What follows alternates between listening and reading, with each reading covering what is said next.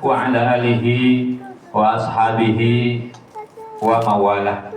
Amma ba'dahu, rabbi shrah li sadri wa yassir li amri wa hlul 'uqdatam min lisani yafqahu qawli. Allahumma anfa'na bima 'allamtana wa 'allimna ma yanfa'una wa zidna ilman. Allahumma rzuqna fahman nabiyyin wa hifdzal mursalin wa ilhamal malaikatil muqarrabin. Qulu subhanaka la ilma lana illa ma 'allamtana innaka antal alimul hakim. Shadaqallahul adzim. Yang saya hormati Bapak Haji Arif dan Ibu Hajjah sebagai Direktur PT Wahana At-Taqwa As-Salam, yang telah menyampaikan materi tadi. Yang saya hormati dan saya muliakan para duyuf Rahman, duyuf Rasulillah, tamu-tamu Allah, tamu-tamu Rasulullah yang sedang dibahagiakan oleh Allah Subhanahu wa taala untuk dijamu di rumahnya Allah Subhanahu wa taala di dua tanah haram, Makkah dan Madinah Al-Munawwarah. Mudah-mudahan perjalanan umrah kita diberikan kelancaran oleh Allah Subhanahu wa taala, menjadi perjalanan yang paling hebat di antara perjalanan kita hidup di atas muka bumi, menjadi perjuangan yang paling bernilai. Kalau mengeluarkan harta, jadi harta yang paling berharga. Dan mari sama-sama kita memanjatkan tentu saja puji serta syukur kepada Allah atas nikmat karunia yang Allah berikan kepada kita. Alhamdulillah kita kumpul di tempat ini dalam keadaan sehat afiat. Mudah-mudahan Allah berikan petunjuknya kepada kita semua agar kita bisa melaksanakan ibadah umroh sesuai dengan maunya Allah, maunya Nabi Muhammad SAW.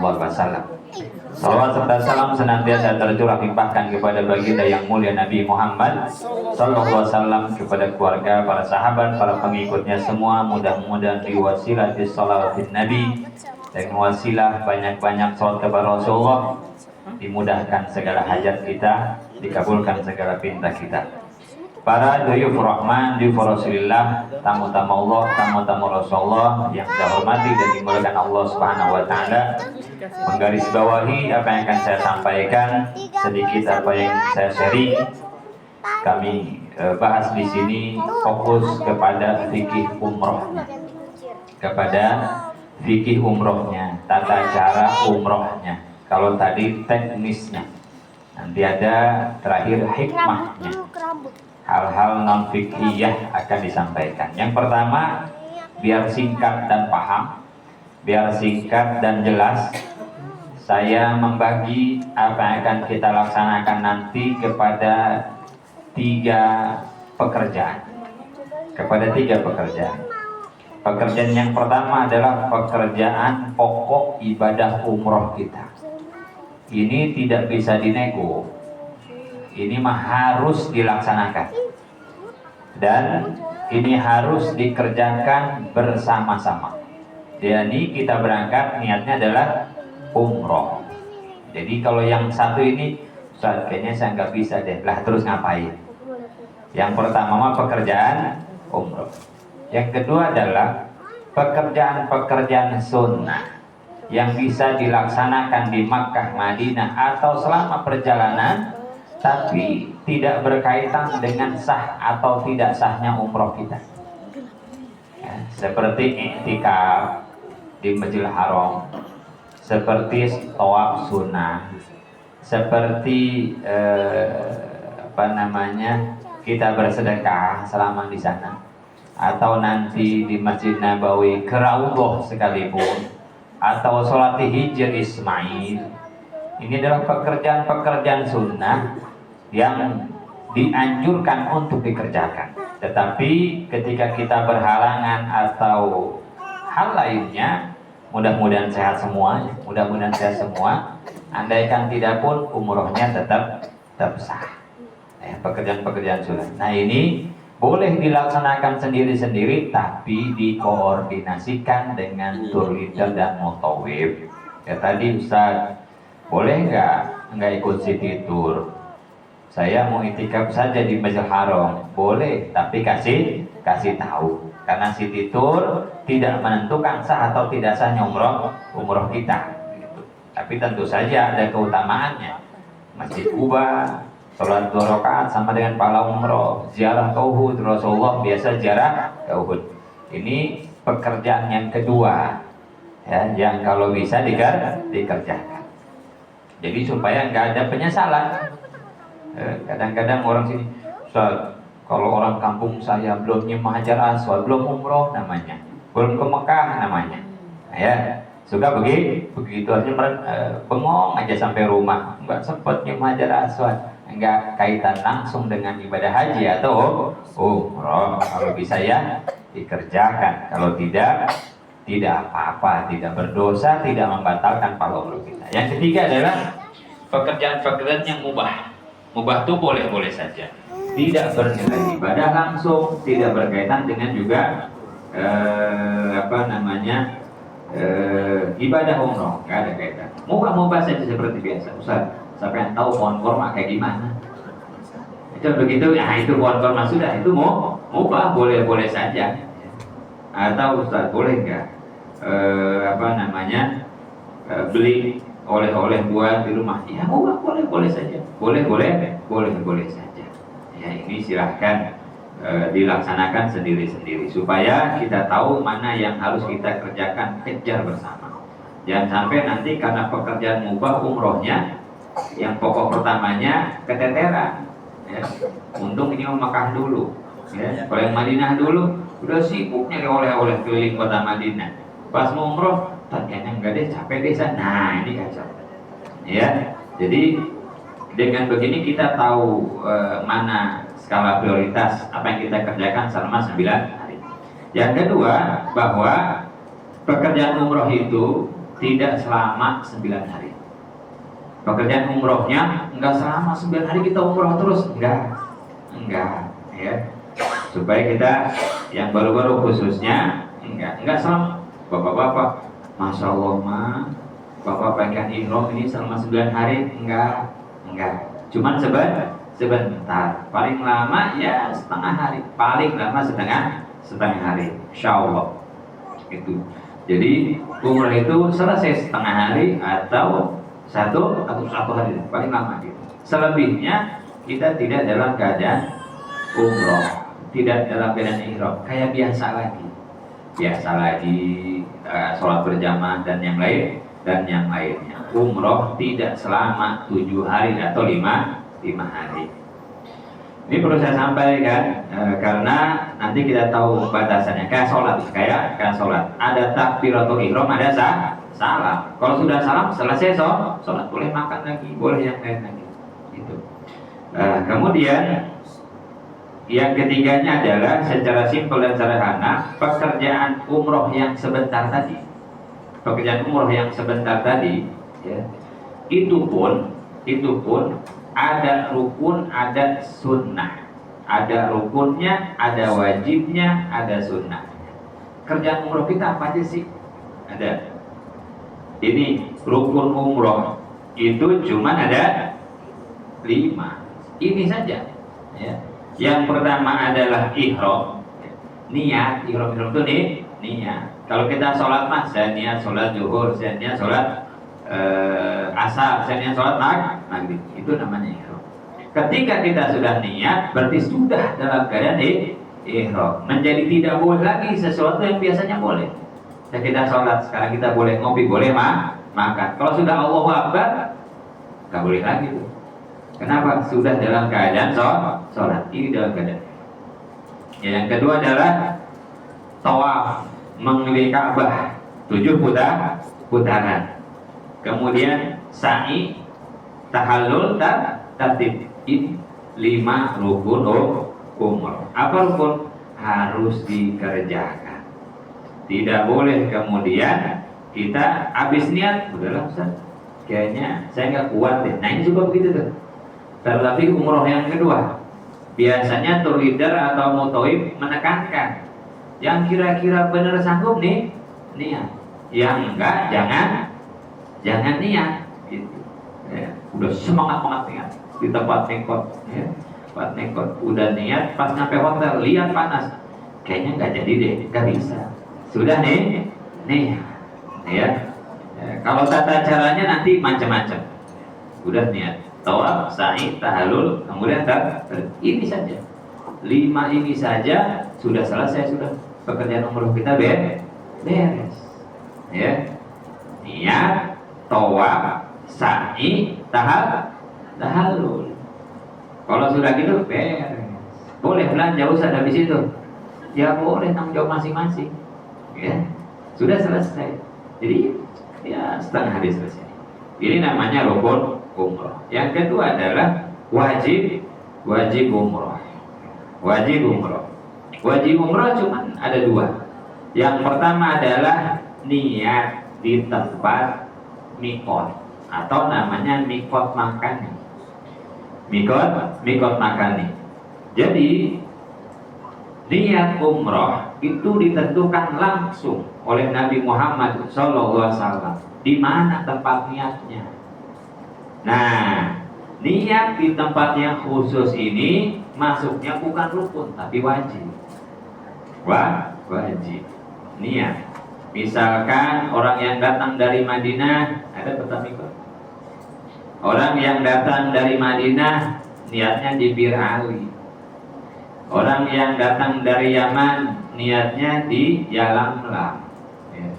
Orang niat datang dari mana, bisa di Zatuirkin, bisa di Hudaybiyah dan macam-macam. Jadi nanti kita umroh tergantung datang kita dari mana.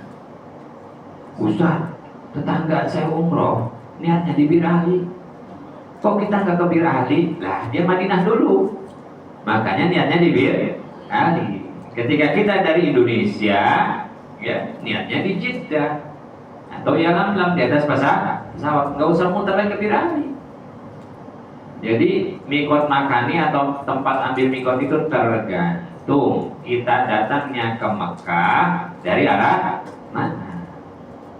Ustaz, saya sudah dalam Mekah, gimana niatnya? Ya, maka kita datang ke tempat ambil mikot, kemudian niat di situ.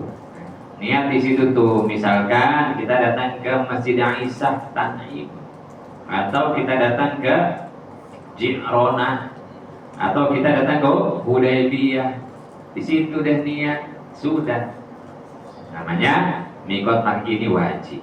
Kalau tidak niat di tempat mikot tadi, di mana saja sembarangan, maka kena dam. Kenapa? Melanggar wajib umroh gitu. Ya. Kena dam saja, umrohnya tetap sah. Kemudian yang kedua wajib umroh yaitu menjauhkan diri dari larangan-larangan ihram. Ini penting nih, makanya saya keluarin. Biasanya udah pusing mikirin tawaf sa'i dulu baru larangan. Ini larangannya saya keluar karena ini yang paling banyak nanti harus kita ingat.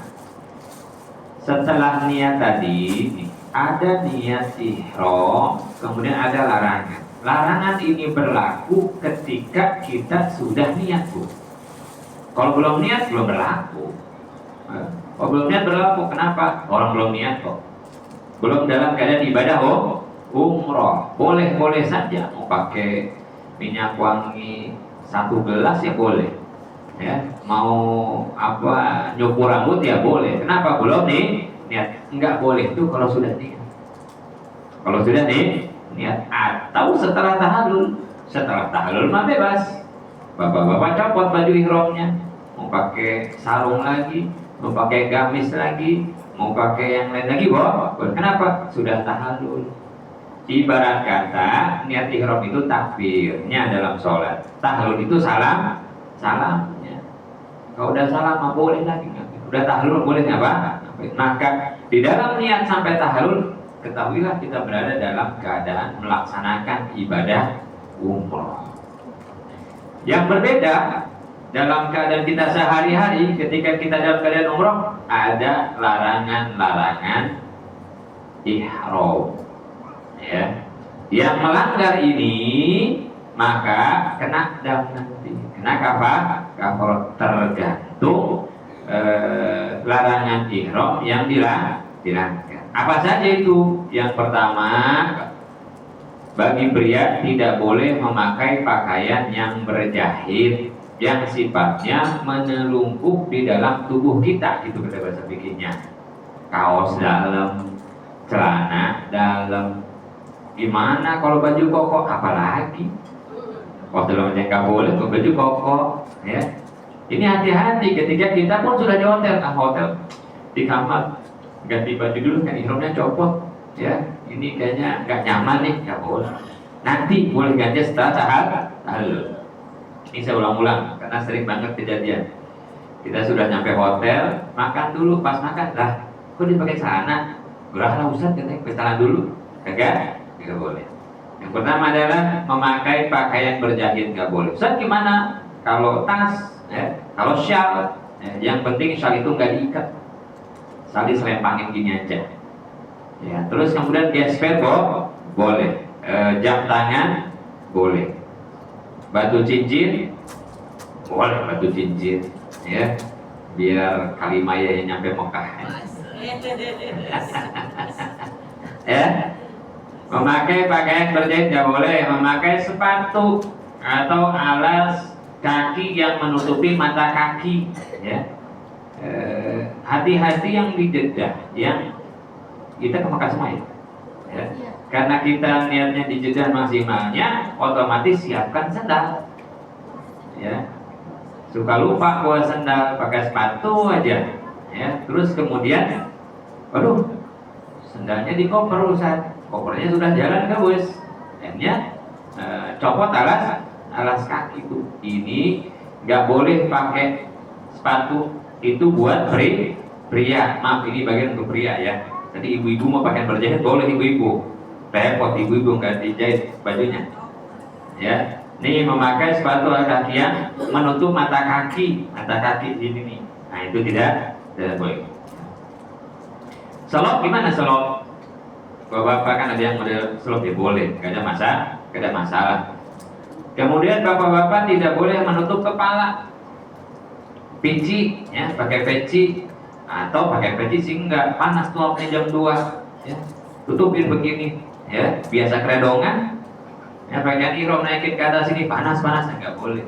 Yang sifatnya nempel. Kalau pakai payung gimana? Payung nggak apa-apa, nggak nempel, ya. Atau olah kadarnya apalah, biasa bawa sapu tangan, ya. Nah, dibasahin enak bener tuh, taruh di barat, itu tidak boleh, ya. Menutup kepala seperti topi, peci dan yang lainnya. Kemudian bagi wanita tidak boleh berkaos tangan. Prinsipnya adalah menutup auratnya. Berkaos tangan itu apa? Nih, kaos tangan yang menutup sampai bagian depan. Kalau manset, ya, bawahnya terbuka nggak apa-apa. Atau ibu-ibu suka ada tuh alatnya nutup ke sini tapi bawah kelihatan, itu nggak apa-apa, ya, itu boleh, ya, itu boleh. Berkaos tangan maksudnya ketutup semua bagian tangannya, harus ada bagian yang terbuka, ya. Kemudian menutup muka, cadar, niqab, ya, kalau tidak ada udzur syar'i, ya, misalkan tapi aduh ini banyak banget debu, ya, debu, kemudian ditutup begini, nggak ada masalah itu. Atau memang ada kewajiban, maaf, naudzubillah, summa naudzubillah, misalkan tiba-tiba kebijakan harus pakai apa namanya, masker, ya, kayak kemarin, ya, begitu pakai, namanya ada udzur syar'i.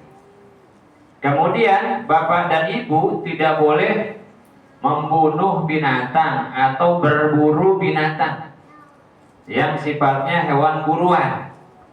Nyampe sono ngejar-ngejar manuk japati. Apa itu, burung dara, ya. Kayak di Eropa dikejar-kejar kotok. Itu tidak boleh. Ketika atau ngejar-ngejar onta, kayak gitu dah. Yang itu nggak boleh. Yang paling sering itu burung dara. Burung dara dikejar-kejar, emang banyak di sana, banyak. Termasuk juga dalam kajian fikih yaitu mengganggu pohon-pohon yang ada di tanah haram, ya. Pohon kurmanya ntar ada yang pendek. Waduh, mana ada titipan kurma muda, ya kan? Indonesia ada-ada aja. Kurma muda lah yang tadi, lumayan nih, lumayan kan? Maaf ya, mama so gitu lumayan ini 2 plastik mah, ayo ambilin. Tidak boleh, artinya bukan hanya hewan kurban tapi segala sesuatu yang ada di Mekah. Dan tambahan, di Mekah tidak ada lu kotor. Di Mekah tidak ada barang temuan. Karena kita tidak cukup waktu, yang kedua logis mau ngapain? Kadang-kadang nemu apa diangkut aja. Dompet orang tua nemu ini mah barang temuan ya. Enggak. Tidak ada di tanah haram barang lu kotor. Kalau kita menemukan sesuatu yang berharga, kasih ke ada kayak maktabnya di sana. Kayak dikasih. Ya gitu. Hati-hati. Dan gak usah bawa barang-barang dari tanah haram yang sifatnya apa ya? Oh, mau bawa batu Arafah biar bisa haji. Bawa batu. Ustaz gimana bawa batu? Berapa kilo? 3 kilo. Alhamdulillah. Ya, nggak usah. Doa yang banyak, yang kayak gitu tuh. Ya. Akhirnya sekarang saya pengalaman begitu Ustaz mau umroh ya, saya nitipkan, kenapa? Nih tolong balikin batu. Lah balikin batu. Waktu haji dia bawa batu, pulang meriang terus. Dan nggak lagi ya, nggak usah. Ya, tidak usah. Kemudian membunuh binatang enggak? Atau mengganggu sesuatu yang ada di sana.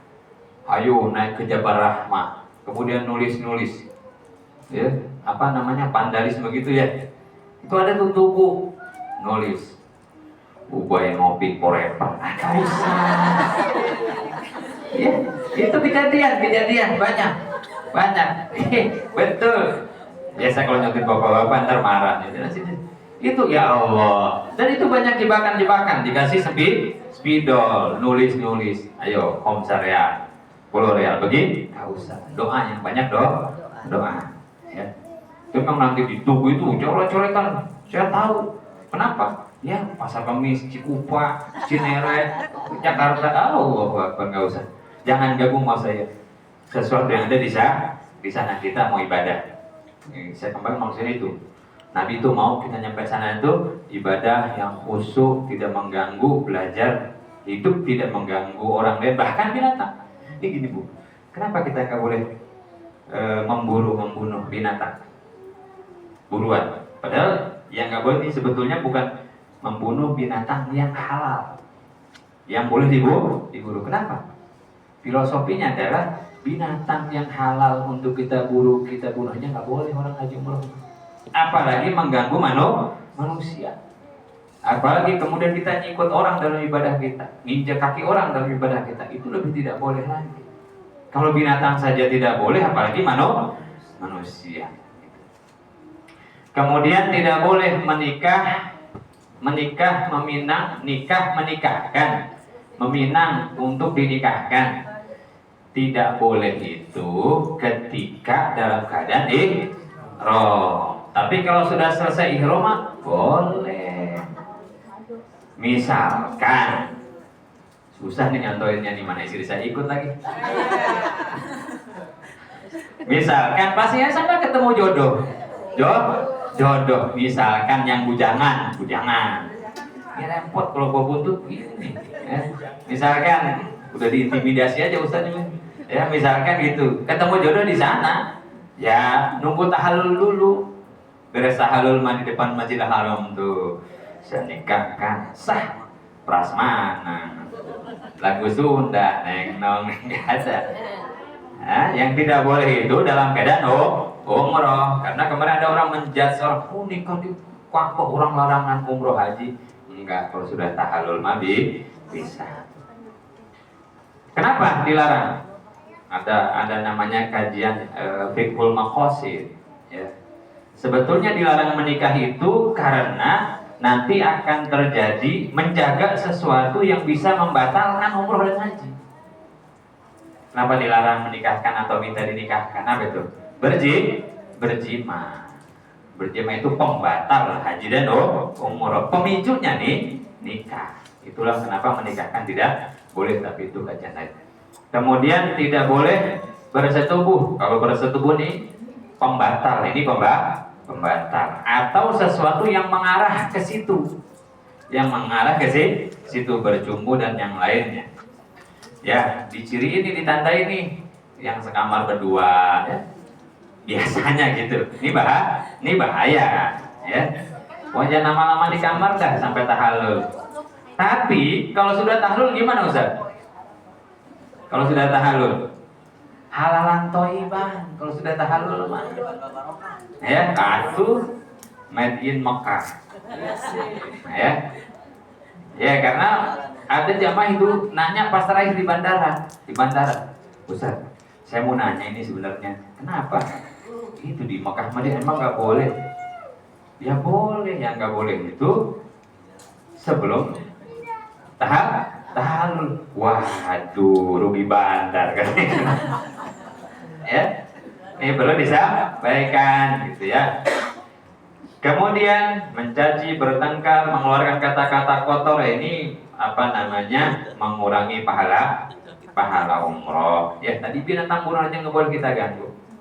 Ibu abang dirahmati Allah, di sana kunci suksesnya cuma sabar dan tawakal. Ya, berapa puluh juta pun yang kita keluarkan, Ka'bahnya sama, Raudhahnya sama, antri, nggak ada yang antri di sana, semua antri, tinggal sabar. Biasanya yang memicu pertengkaran, kata-kata kotor itu cuma lagi antri ada yang nyela, ya, atau yang satu di rest area, yang satu siap jalan di atas bus, yang satu masih di toilet. Ingat ya, yadullah fawqal jamaah. Akan lebih mudah umroh kita diterima ketika kita lakukan secara berjamaah. Ya, sabar. Kata guru saya, kalau umroh haji, buah sabarnya nggak cukup 3 karung, ya, 10 karung, lebih. Kemudian memotong pohon nggak boleh. Ada yang kurang ya? Memotong rambut, kuku, mana? Ya, nggak boleh motong rambut, motong kuku, nggak boleh juga minta dipotongin. Atau kita motongin rambut orang lain, atau kuku. Ya, maka ada persiapan umroh. Sebelum kita niat ihram tadi, boleh potong rambut, potong kuku, minyak wangi, segala macam, itu boleh. Kalau sudah tadi nawaitul umrah tawarramtu billahi ta'ala, sudah tidak boleh lagi motong rambut. Ada ibu-ibu yang senangnya nyabutin jenggot suaminya, misalkan begitu. Ada aja ibu-ibu mah hobinya, ya. Saya kalau nggak motongin nyabutin jenggot suami, Pak Ustadz, atau uban suami, kayaknya aduh gimana gitu, hari kurang bahagia. Tahan dulu. Ya, nggak boleh. Kalau sudah tahallul boleh, ya. Ini potong kuku, atau baik dengan alat potong atau tidak. Ada yang suka isengnya gini, gigitin kuku, itu juga tidak boleh. Gimana kalau rambutnya rontok? Ya, rambut rontok, maka nggak masalah, itu mah nggak apa-apa, tidak disengaja makfu. Motong kuku, motong rambut.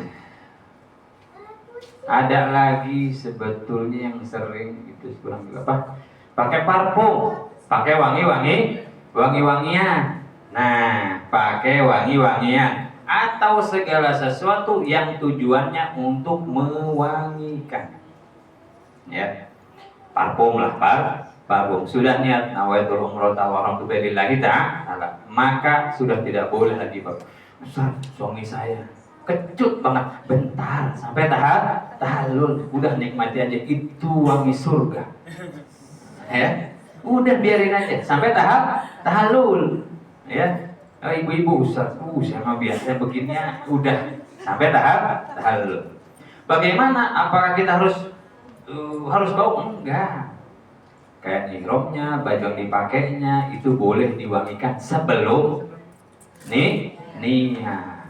Jadi titik poinnya, titik nolnya itu niat tuh. Sebelum niat mah semua boleh pakai apalah itu tapi kalau sudah niat tidak boleh.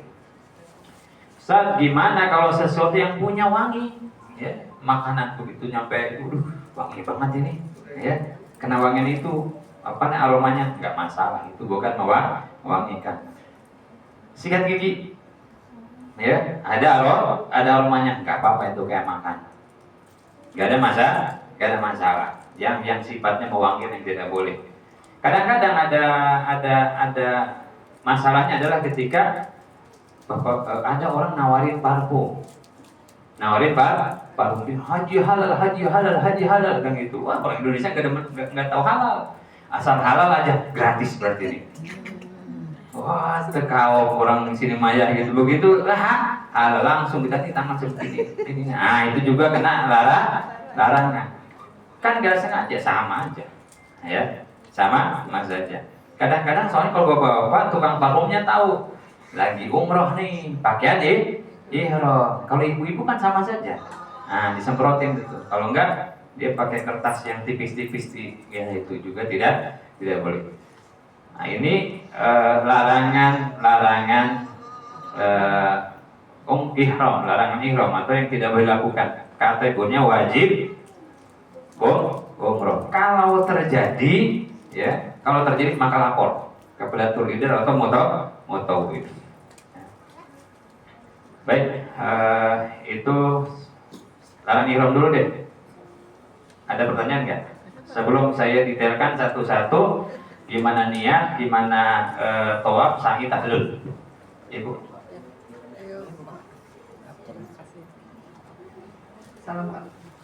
Assalamualaikum warahmatullahi wabarakatuh. Waalaikumsalam warahmatullahi wabarakatuh. Itu Pak Ustaz mau tanya untuk yang wangian itu ya. Itu kan kalau kita memakai itu setelah wudu atau sebelum wudu bolehnya? Itu aja. Makasih. Boleh dipakai sebelum wudu, boleh dipakai setelah wudu, tapi sebelum niat ihram. Sebelum niat ihram boleh, gak ada masalah. Ya. Catatan ibu-ibu yang dirahmati Allah, khusus untuk ibu-ibu, tertutup semua aurat selama umroh, baik di luar kamar atau sudah di kamar. Nih, kadang-kadang muskilahnya ibu-ibu begini. Nah, kayak gini. Aurat bukan? Aurat ini, ya.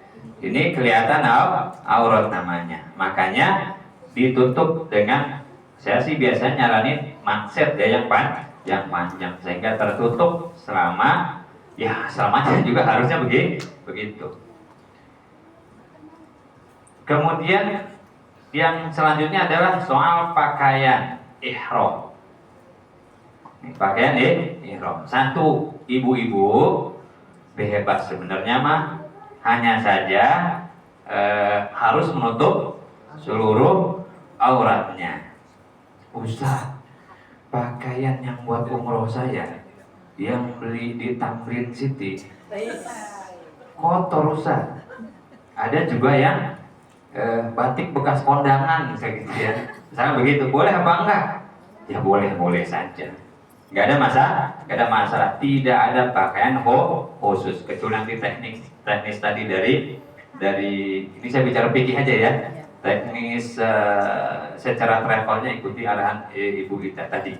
Ya, yaitu pakai syal, kerudung dan yang lainnya.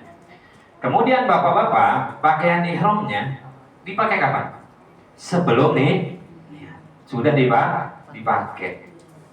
Ini kain ihram dibuka di rumah, ya. Nah, dibuka. Kalau mau cuci dulu bebas. Jangan sampai, saya pernah pengalaman, bukan di wahana ya, gitu. Namanya human error bisa. Sudah nyampe sana, pas dibuka kain ihramnya mini atau robek. Nah, ini bahas, cek di rumah, liatin. Jangan tas doang dibuka tutup. Tas saja dibuka tutup, hampir jebol seletingnya. Ya, ini juga dibuka. Kain ihram dibuka. Supaya kita tahu, Ustaz harus pakai gesper. Enggak harus pakai gesper. Kalau memang merasa kencang tanpa gesper ya cukup. Ustaz, gespernya kayak gimana? Harus gesper sabuni yang gede gitu tuh. Nggak mesti, gesper biasa juga boleh, nggak ada masalah. Ini saya supaya gampang-gampang aja, saya emang bagian ngegampangin. Terus pakai tukang obat nih. Terus cara pakaian ihram, Sebelum ke pakaian ihram. Nah, Tadi kan rukun umroh itu kan salah satunya ada tahalul ya. nah, Kita kan lihat dari rencana umrohnya kan ada 3 kali. mhm. Apakah setiap Iya. kita melakukan umroh itu harus selalu Iya. potong rambut gitu? Iya. Oh iya, sebenarnya nanti dibahas ya, kita poin-poin, tapi nggak apa-apa. Tahallul itu di setiap pekerjaan umroh. Itu tutup tahallul kan. Ustaz udah habis rambutnya. Tahallul pertama pelontos. Waduh, umroh kedua kletekin. Atau bulu yang lain. Ya kagak. Itu cukup simbol saja, itu penting dijalankan saja. Tapi tetap itu tahallul. Pekerjaannya ada, tapi kaifiatnya yang berbeda. Ya, pernah ada orang dulu pertama semangat. Kalau botak didoain Nabi 3 kali. Udah, botak nih 3-3 bapak. Dia maaf ya kadang-kadang, ya saya suka bercanda sama Jarib juga. Di tengah jalan, oh Ustaz, dia tahallul dulu gimana? Kletekin gitu. Dia bingung deh. Kagak, sini-sini saya bilang, cuma dijalanin saja gitu. Itu cukup. Ya. Nih, kemudian tata cara pakai ihram nggak ada yang harus kayak gini, harus kayak gitu, nggak ada. Nyamannya bapak, bisanya bapak seperti apa? Yang penting itu bagian intinya ketutup. Caranya gimana tuh? Nah ya, kalau jalannya nyaman, latihan di rumah tapi nggak usah keluar rumah. Keluar rumah begini, ya, ya biasa aja. Coba di rumah. Macam caranya lah, karena saya tahu bapak-bapak pasti udah explore di YouTube kan. Yang ini beda, gimana? Udahlah. Enggak. Ini udahlah ini. Ini ada bagian 2, bagian bawah sama bagian atas. Yang penting tuh kayak kita pakai sarung aja. Ya, kayak gini. Gulung aja. Kayak gini, ya. Lebih rapi lagi nanti dicoba. Pokoknya dicoba. Nggak bisa pakai ihram ngeliatin doang. Kayaknya gampang nih Ustaznya gitu. Dicoba. Kayaknya masih bau pasar nih gitu ya. Cuci dulu boleh, tapi pastikan nggak hujan. Ya. Nggak usah bawa salin kayak ihram, nggak usah. Beda haji, beda umroh. Karena yang protes sampai Ustaz lagi. Ustaz, tasnya penuh. Kenapa? Baikkan ihram. Buat salin sampai 3. Ya, udah pakai. Terus yang penting nih, semua aurat tertutup. Ini kadang-kadang maaf bapak-bapak, ini pusar, di atas pusar pakainya. Jangan di bawah. Kalau di bawah berarti bagian aurat kita ada yang terbuka. Pakai begini, ya. Sudah, jangan terlalu bagian. Dan coba jalan. Ketutup aman. Bunyi-bunyi dikit Pak Ustaz, nggak apa-apa. Konang, nggak apa-apa itu mah nggak apa-apa. Nggak apa-apa. Kali ada yang sintetis. Nah ini bagian atas namanya rida. Bagian atas ini juga yang penting tertutup semuanya, ya.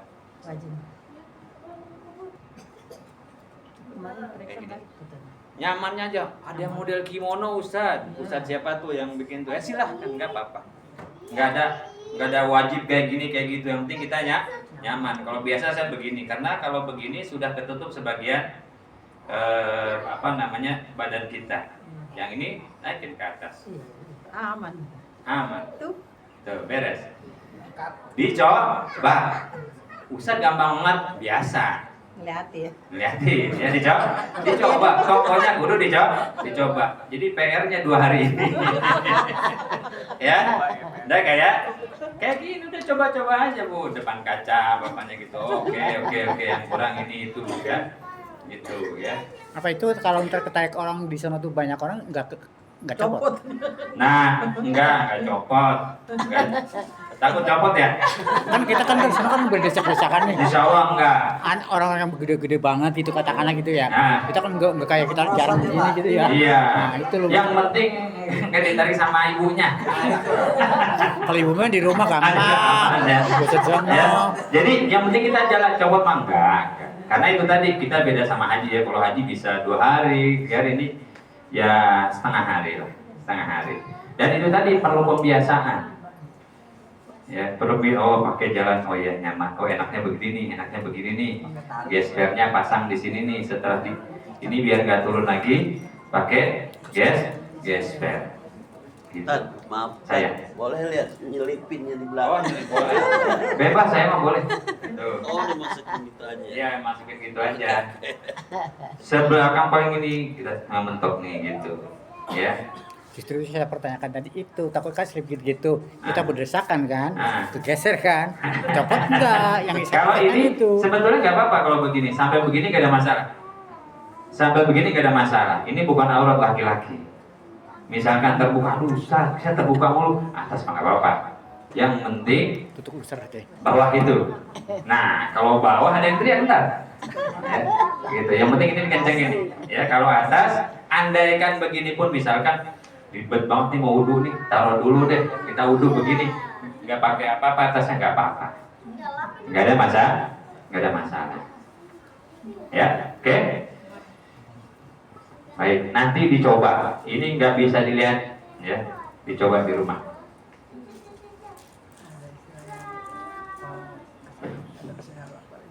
Baik, ini bagian ihram dan larangan ihram. Ini yang paling banyak karena yang lainnya itu bisa kita sama-sama bimbing. Saya biasa menyederhanakan bagian tawaf, bagian sa'i, bagian tahallul karena sama-sama. Sama-sama, tinggal ikutin saja. Kemudian sebelum saya masuk ke cara ihramnya atau tahallul, satu keringanan yang harus kita tahu. Dalam umroh, bahkan haji tidak ada doa wajib. Tidak ada doa wajib. Wah, harus udah minum panadol tiap hari. Karena buku manasik doanya banyak bener, ya. Mana belum hafal-hafal, emaknya marahin anaknya, udah dihafalin. Kata anaknya, mama hafal, gak usah tanya-tanya. Tidak ada doa wajib, nggak ada satu. Yang kedua, andai pun mau boleh dibaca. Boleh dibaca. Ah, Ustaz saya pakai doa satu jagat aja. Rabbana atina fid dunya hasanah. Boleh. Ustaz saya pakai bahasa Indonesia aja dah. Saya pengen akrab sama Allah. Ya Allah, ampuni dosa saya. Ya Allah, gitu boleh. Gak ada masalah. Ustaz saya mau zikir aja deh. Putaran pertama la ilaha illallah. Putaran kedua alhamdulillah. Putaran ketiga Allahu akbar. Putaran keempat subhanallah walhamdulillah wallahu akbar. Putaran kelima habis. Ustaz apa lagi ya? Ya boleh. Balik lagi. Ya. Tidak ada doa wajib. Ya. Ustaz, boleh tanya nggak Ustaz? Boleh. Ya. Iya tadi baru ke masjid itu kan kita habis di atas pesawat ya. Ah. Nah, assalamualaikum warahmatullahi wabarakatuh. Salam. Jadi ini izin bertanya agak mohon maaf. Tadi baru ke masjid misalkan kalau kita memang sudah niat di atas pesawat, terus kemudian kan kita masuk ke imigrasi. Nah di imigrasi itu biasanya ada sidik jari dan kalau saya ada masalah di sidik jari karena kalau tidak basah atau tidak itu tidak terbaca. Nah itu kan biasanya di atas itu ada semacam Tisu basah. sanitizer atau tisu basah yang memang ternyata itu wangi gitu. Itu gimana? Gak apa-apa. Sifatnya itu bukan parfum yang mewangikan kayak kita makanan. Kan ada aromanya tuh. Ada makanan, sirup. Waduh, sirupnya sirup pandan. Ketumpahan sirup pandan. Gak ada maksa itu makanan. Itu kesehatan. Itu sama dengan Ustaz pakai apa sih? Yang roll itu. Fresh care. Ustaz, tas saya mah penuhnya cap kampak, minyak kayu putih, fresh care, minyak angin, lengkap tuh. Boleh nggak? Boleh, nggak ada masalah. Nggak ada masalah. Ya, sama. Baik, kemudian kita persingkat. Kalau sudah tahu perkara-perkara yang agak detail tadi, cara baju, lan ihram, kemudian saya kasih disclaimer bahwa tidak ada doa wajib. Apalagi nanti akan ditemani tour leader dan juga motor. Pokoknya mah amin aja dah. Amin insya Allah sah. Ya. Terus kita nih niat udah beres, semua persiapan sudah macam-macam, tidak tinggal niat di ihram. Nah, perkara-perkara yang sunnah dilakukan sebelum ihram, slide. Sebelum ada tadi. Mandi sunnah. Ya. Nah, sunnah sebelum ihram, belum niat, belum nawaitul umrah wa ihram dia belum, ya. Kalau misalkan kita di Mekah mah sebelum ke tempat mikot, kalau kita mah berarti langsung Mekah di Indonesia. Ya, di Indonesia. Mandi. Gimana mandinya? Saya niat mandi untuk ihram karena Allah. Ini masih bebas, pakaian masih bebas. Pakai minyak wangi. Pakai minyak wangi. Wah, boleh. Sunnah bahkan menyisir rambut, motong rambut, ngerapiin rambut, bulu-bulu yang lain, boleh. Biar nggak riuh, Ustaz, mau dipotong-potongin, boleh. Gak ada masalah, malah sunnah. Kemudian motong kuku. Ini persiapan sebelum ihram. Kalau memungkinkan juga sholat sunnah ihram. Sholat sunnah ihram, sholat sunnah gitu ya. Itu boleh. Ini sunnah sebelum ihram. Terus kemudian niat ihram. Beres, tour leader bilang atau mutawif bilang atau petugas pesawat bilang kita sudah berada di tempat mikot. Mari kita silahkan niat di ihram. Ini niatnya. Hanya saja saya sarankan, ini saran saya. Mudah-mudahan kita sepakat bahwa untuk umroh wajib yang pertama bareng-bareng. Nanti dipandu oleh tour leader atau mutawif. Karena tadi untuk memastikan semua sudah pakaian ihram yang benar, yang oke semuanya, yuk kita niat umroh bareng-bareng. Ya, nanti kalau yang kedua, ketiga ya silakan. Pokoknya saran saya yang pertama, yang sudah pernah, kayak yang belum pernah, kayak yang sendiri, yang berkeluarga, tolong yang pertama bareng-bareng saja. Ya, misalkan kita mau di atas boleh, saya sendiri, saya niat di Jeddah. Ya, karena para ulama membolehkan itu, ya. Membolehkan itu diantaranya guru kami yaitu Syekh Muhammad Yasin Al-Fadani. Beliau bersurat, pemerintah Indonesia bersurat kepada beliau menjawab boleh Jeddah dijadikan sebagai tempat mikot dengan syarat 2 farsakh jaraknya. Di bandara nanti insya Allah cukup kita untuk niat. Ya. Gimana niatnya? Sama-sama. Bismillahirrahmanirrahim. Nawaitul umrata wa ahramtu biha lillahi ta'ala. Udah. Ada ya. Atau yang pendek, labbaik Allahumma umratan. Boleh. Ya, boleh. Sudah. Tuh, kalau sudah niat itu berarti kita sudah berada dalam keadaan ibadah umroh, berlaku larangan-larangan tadi. Sampai kapan? Sampai tahap tahlul. Ya. Talbiyah dia banyakin, labbaik Allahumma labbaik. Biar mantap nih kita talbiyah sama-sama dulu. Labbaik Allahumma labbaik. Labbaik la syarika laka labbaik. Innal hamda wan ni'mata laka wal mulk la syarika lak. Labbaik Allahumma labbaik. Labbaik la syarika laka labbaik. Innal hamda wan ni'mata laka wal mulk la syarika lak. Baik, 10 menit akan saya jelaskan gimana tawaf dan sa'i serta tahallul. Langsung ke gambar aja. Baik. Ini rukun yang kedua apa? Tawaf. Sederhananya adalah tawaf itu seperti sholat, hanya saja kita boleh bicara, kata Rasulullah.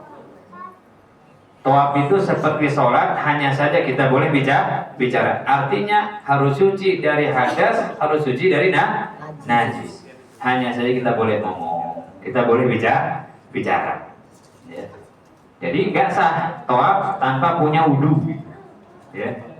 Kemudian titik nolnya tawaf dari Hajar Aswad, muter di bagian luar Baitullah. Nggak boleh masuk ke Baitullah, nggak boleh nempel ke Baitullah, nggak boleh kemudian ketika tawaf, aduh hijir Ismail kosong nih, masuk nggak boleh. Beresin aja dulu. Ya. Di setiap putarannya kita mengucapkan Bismillah Allahu Akbar dan istilah. Kecup tangan kita di Hajar Aswad. Ini Hajar Aswad ada punya 4 pojok. Begitu nyampe di Hajar Aswad lurus, kita nggak bisa di Hajar Aswad.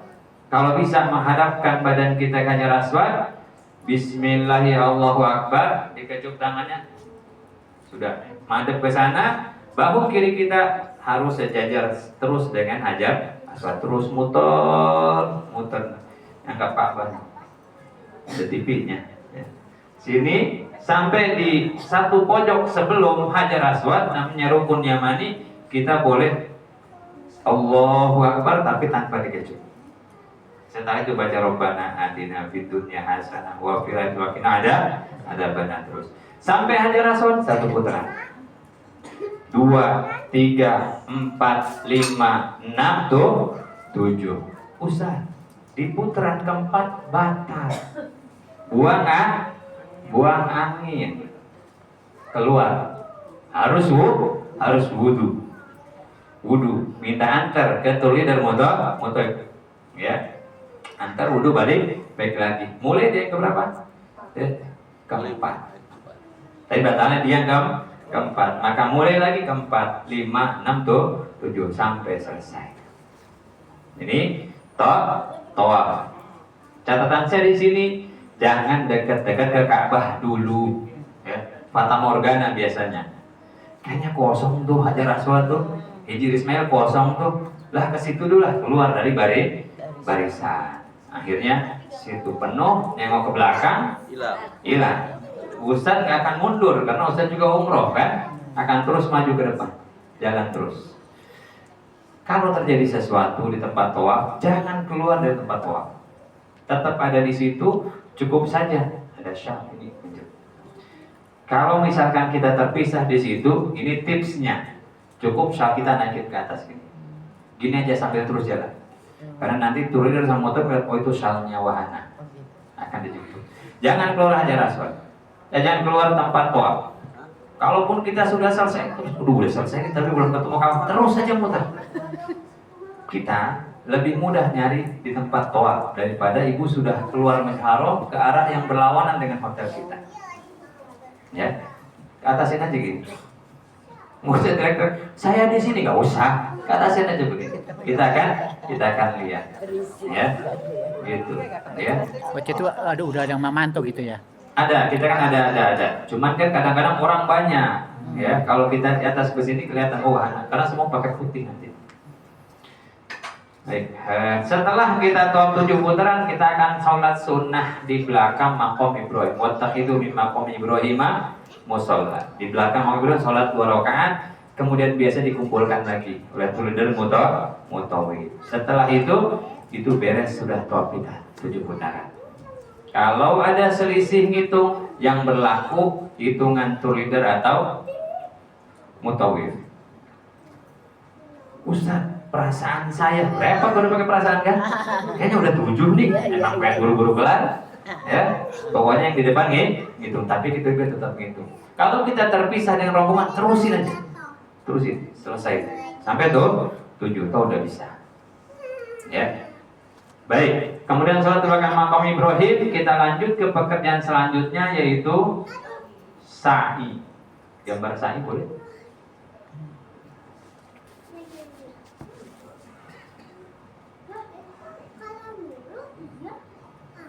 Sa'i dimulai ke pertanyaan dia. Nah, sa'i berbeda dengan tawaf. Kalau sa'i tidak harus dalam keadaan punya wudhu, hanya saja sunnah. Punya wudhu. Misalkan, aduh, nggak tahan banget ya, nggak tahan banget ya. Buang angin. Saya sih tidak mempersilahkan, tapi lihat-lihat dulu di belakangnya. Ada orang repot ya. Aduh, sejauh udah terusin saja sa'inya, teruskan sampai selesai. Sa'i tidak harus punya wudhu, sunnah punya wudhu, hanya sunnah. Kita mulai dari Bukit Safa. Ini Bukit Safa, ini Bukit Marwah. Ya, ini anak nih. Ini antara tiang-tiang gap kita Safa dan Marwah. Maka kita akan jalan dari sini tempat Ka'bah ke arah Bukit Safa. Di Bukit Safa kita kumpul sama-sama, kemudian membaca tahlil Bismillah Allahu Akbar, tanda kita mulai untuk sa'i. Sana. Terus jalan. Di tengah jalan akan ketemu lampu warna hijau.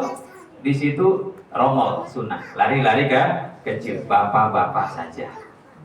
Ibu-ibu nggak usah ikut-ikutan. Ibu jalan aja, bapak juga jangan lari kencang banget. Kencang banget lari, lebih sunnah Pak Ustaz. Enggak. Pelan-pelan aja, romol, lari-lari kecil sampai selesai lampu warna hijau. Terus kita akan nanjak ke Marwah, sampai Marwah 1 putra. 1. Dari Marwah ke Safa 2. Dari Safa ke Marwah 3, 4, 5, 6, 7. Selesai di Marwah. Jalan aja. Gak usah buru-buru. Sampai selesai, itu namanya sa'i. Ya, sa'i. Selesai, udah tunggu untuk rukun yang selanjutnya, yaitu tahallul. Apa tahallul? Memotong rambut sedikit, minimal 3 helai. Sahnya, afdolnya bapak-bapak botak. Ya, karena ada namanya apa kata Rasul yang satu, terus pendekin aja boleh, kata Rasul boleh. Jadi kalau bahasa kita, kalau yang botak didoain Nabi 3 kali, kalau yang motong dikit doang didoain Nabi 1 kan, tapi boleh. Teknisnya gimana? Ya, teknis gimana? Hati-hati di Marwah. Di Marwah itu ada orang bawa gunting, anak kecil, ibu-ibu biasanya. Halo. Kalau kita relasi nggak apa-apa, dipotongin sama mereka kaum syariah nanti. 5 rial 10 real.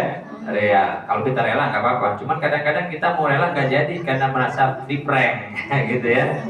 Ya, sudah boleh diminta potongin teman atau suami nanti potongin istrinya. Biasanya tuh leader tahlul duluan atau motowib nanti motongin yang lain, terus berantai seperti itu. Selesai tahlul, selesai pekerjaan umroh kita. Beres ya. Balik ke hotel, boleh mandi, boleh menyapu wangi, boleh segala macamnya boleh. Selesai itu, selesai rangkaian ibadah utama kita ya. Sudah beres. Pak Ustaz, Saya maaf saya balik tadi. Boleh. Karena dengar yang pakai ihram, mikotnya itu ya. Ini kan ada yang di pesawat, Alhamdulillah dan ada yang di Jeddah. di Jeddah. Rencana kita, grup kita nih, Tanggal 15 ya. ya yang tanggal 15, kita rencananya di Pesawat. mau di mana ya? Sasudik. Di mana? Sih, Di mau Jeddah atau di pesawat? agak ribet jadi pesawat. Orang jadi pesawat katanya. Pesawat. Orang jadi pesawat. Jadi kita udah pakai ihram di pesawat ya. Ya. Kalau niatnya di pesawat berarti di pesawat sudah pakai ihram, udah enggak pas yalam-lamnya saja itu sudah dekat yalam, buka di atas pesawat, kemudian kita niat. Gitu. Ya. Kalau di Jeddah itu memang jauh lagi ya dari. Enggak, turun bandara. Kenapa kita nggak di situ aja ya? Itu Usul ya, usul. kesepakatan. Nanti mungkin dibicarakannya di grup tanggal 15 ya. Usul. Boleh. Biar kita gak ribet gitu di pesawat. Kan dingin gitu. Iya. Ingin apanya, Pak? Boleh saja Ada itu. AC Boleh. nih. Boleh. Atau diakalin begini bisa. Pakai kain ihramnya kita dari sini, tapi kita masih pakai dalaman. Begitu mau niat, copot dah tuh. Copot. Kalau sudah dari alam itu cuma sekitar setengah jam segitulah ya, sampai turun ke Jeddah itu. Gitu. Gitu. Ya, ada lagi? Aman? Ya. Ustaz, sebenarnya Saya? kalau misalnya kan suka ada tuh pada pengen cium Hajar Aswad, pengen cium Ka'bah, itu bagaimana? Baik. Yang pertama, nyium Hajar Aswad gimana hukumnya dulu? Sunnah. Yang pertama adalah hukumnya sunnah. Kemudian hukum sunnah ya tetap di makomnya. Kalau kita bisa lakukan, ya cium Hajar Aswad. Tapi kalau sekiranya membahayakan, sekiranya banyak madorotnya, lebih baik tidak. Saya umroh dari tahun 2011. Bukankah sehingga karena ini saya sayang sama ibu bapak semua ya, dapat amanah dari Rasulullah. Tolong sayangi umat saya, kata Rasulullah. Bahwa banyak bahaya. Saya andaikan kemarin dapat kabar katanya jam 4 ibu-ibu boleh antri. Andaikan begitu boleh. Kita diantri nyium Hajar Aswad satu-satu, tertib, rapi, khair. Saya sangat setuju. Boleh. Tapi kalau sekiranya kita harus berjuang, dorong, lah enggak. Saya punya cerita, saya waktu muda, sekarang pun masih muda ya. Dulu gitu, saya nyoba, namanya orang Cikupa. Kalau Hajar Aswad belum ke Mekah ada kan? Udah, nyoba sekali mental. Kedua kali besoknya mental lagi. Dulu malah lebih sepi. Begitu saya sedang coba naik itu ada orang Arab, ini bukan cerita hayal, itu orang Arab teriak begini. Kalau bahasa kitanya mah, bukan kayak gini ibadah. Kenapa kamu ibadah sambil menyakiti umat Rasulullah? Saya langsung mundur. Karena kita pasti ikut, kita pasti nendang. Segala macam, terus saya langsung mundur. Ya udahlah, Rasul udah ngasih kita jalan. Tapi kalau saya ditanya, Ustaz, tiap umroh nyium Hajar Aswad nyium. Caranya apa? Cara Rasulullah. Cukup Bismillahirrahmanirrahim. Udah, cukup selesai. Makanya ada yang foto nyium Hajar Aswad begini nih. Santai, bener kayak di warteg, bohong, saya bilang pasti itu. Pasti itu di musim Alamudi itu yang ada gambarnya begitu. Enak bener gini saya. Ya, nggak mungkin ya, nggak mungkin. Kecuali, tapi ada sepupu saya katanya, begitu satu situasi, tiba-tiba disuruh antri sepi, nyium Hajar Aswad sendiri-sendiri. Silakan. Atau ada yang hati-hati, nih ya. Ada cerita banyak ya. Secepat aja deh 1 menit deh. Ini lagi doa nih. Doa, ya Allah pengen nyium Hajar Aswad, ya Allah pengen nyium Hajar Aswad gitu kan. Saya bilang doa silahkan. Rupanya dia nyium, doanya pengen nyium Hajar Aswad. Bener, pasti tengah perjalanan. Udah nyium Hajar Aswad belum Pak? Belum. Pegang pundak saya. Katanya malaikat dikirim Allah. Yang lagi doa, pegang. Tak jalan-jalan nyium Hajar Aswad. Sujud syukur Pak. 1.000 rial Pak. Orang Madura itu. Saya nggak ngomong. Ternyata ada begitu. Kalau rela ya Bapak. Tapi kalau biasa, ya, begitu. Sudahlah. Cara Rasulullah saja. Bismillahirrahmanirrahim. Nabi kan pernah gitu. Taruh tongkatnya, cium oleh Nabi. Untung ada hadis itu. Kalau nggak ada kebayang berapa lama kita tahu kalau cuma aja satu-satu. Ya jadi begini, sama kerawudoh juga ya Bu, kerawudoh. Maka tadi di depan saya sudah bagi tuh, mana pekerjaan utama umroh kita, mana yang sunnah, mana yang mau umroh. Jangan sampai stres, pas nyampe sana nggak bisa, itu rezeki-rezekian dah. Nyampe sana nggak bisa gerak, terus sah umrohnya kita bisa salam sama Rasulullah. Ya, saya pikir dari itu nanti ada satu materi lagi, kalau memang kalau ada yang itu bisa tanya di grup lebih teknis detailnya.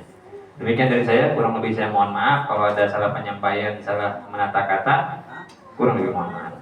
Bila Bila taufiq wal hidayah. Assalamualaikum warahmatullahi wabarakatuh. Waalaikumsalam warahmatullahi wabarakatuh.